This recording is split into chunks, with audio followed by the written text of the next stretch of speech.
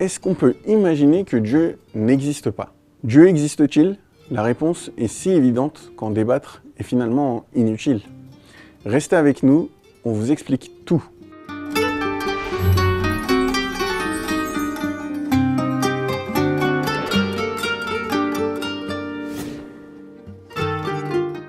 Assalamu alaikum wa rahmatullah. Bienvenue sur la chaîne Boussole. Aujourd'hui, on tentera de comprendre les explications des grands savants sur l'existence de Dieu. Certains savants ont déclaré que Dieu est l'être le plus manifeste. C'est ceux qui manquent de perspicacité qui sont incapables de le percevoir finalement.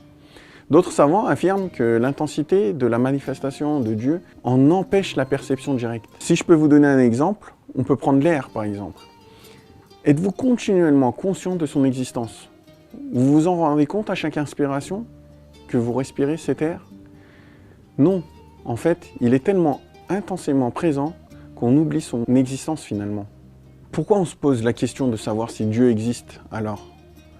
Eh bien, tout le monde a des phases existentielles.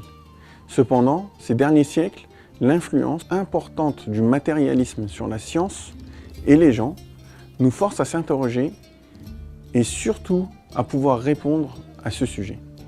Beaucoup de gens pensent que seules les choses visibles existent, mais ils ignorent les aspects invisibles de l'existence, qui sont en réalité beaucoup plus nombreux. Donc, comme l'air, nous avions donné cet exemple précédemment, mais on peut citer aussi la gravitation, qui est aussi invisible, mais bien réelle et même indispensable. Donc l'air, la gravitation, ce sont des choses qu'on ne voit pas, mais qui existent vraiment. En d'autres termes, la réponse à la question de savoir si Dieu existe est avant tout instinctive. De plus, dans l'histoire de l'humanité, il y a toujours eu cette croyance, en grande majorité, à un Dieu.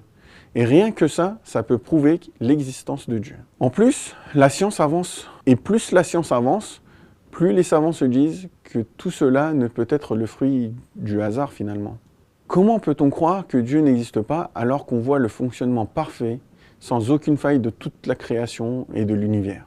Toutes les créations exhibent un art, d'une splendeur et de valeur inestimables. Quand on regarde les oiseaux de couleurs extravagantes, quand on regarde l'univers avec des tailles et des couleurs qu'on n'a jamais vues. Tout ce qui a été créé a un but. Prenons l'exemple de l'écologie. Toute chose dans la création, aussi insignifiante qu'elle puisse paraître, a un rôle et un objectif important dans l'existence. La chaîne de la création, qui va jusqu'à l'humanité, par exemple depuis les abeilles, à première vue, on penserait à un petit insecte qui ne sert qu'à faire du miel. On peut peut-être se passer du miel aujourd'hui, mais ce n'est pas que du miel, c'est aussi et surtout la pollinisation qui permet à une grande majorité d'arbres et de plantes de donner des fruits et des légumes. Le but d'un arbre fruitier est de produire des fruits, et sa vie entière, elle est orientée vers ce but. Pareil pour ces arbres, ce n'est pas que des fruits qu'ils produisent, mais ils permettent de faire de l'oxygène à partir du dioxyde de carbone. Et ce processus est indispensable à la survie des êtres vivants de toute la planète, pas que les êtres humains. Et quant à l'arbre de la création, il produit l'humanité comme son fruit final et le plus accompli. Rien n'est en vain, au contraire, chaque chose, chaque activité et chaque événement a beaucoup d'objectifs. Donc pourquoi Dieu n'existerait-il pas?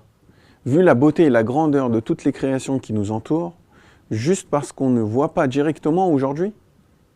Alors qu'autour de nous, il y a des milliers de preuves que rien n'est le fruit du hasard. La dernière fois, j'ai vu une vidéo où on faisait tomber des milliers de balles de ping-pong du haut d'un escalier en visant un verre en bas. Aucune des balles n'a atterri dans le verre. Est-ce que la façon dont nous on est créé peut être le fruit du hasard dans ce cas-là? Admettons encore que nous écrivons des lettres sur des bouts de papier. Vous croyez vraiment qu'en les jetant en l'air, ils pourraient finir par s'aligner pour former notre nom? Encore un autre exemple.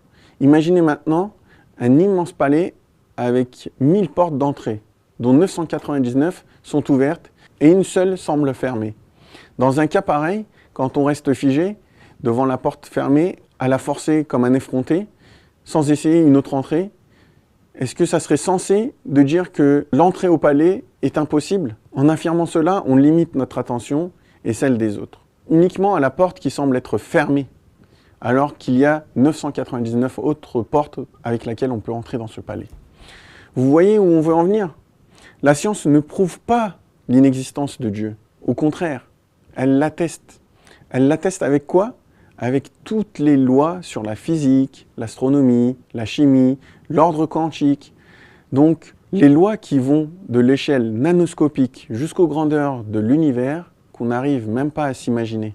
L'univers qui sera peut-être notre prochain sujet. Eh bien, merci de nous avoir suivis jusque-là.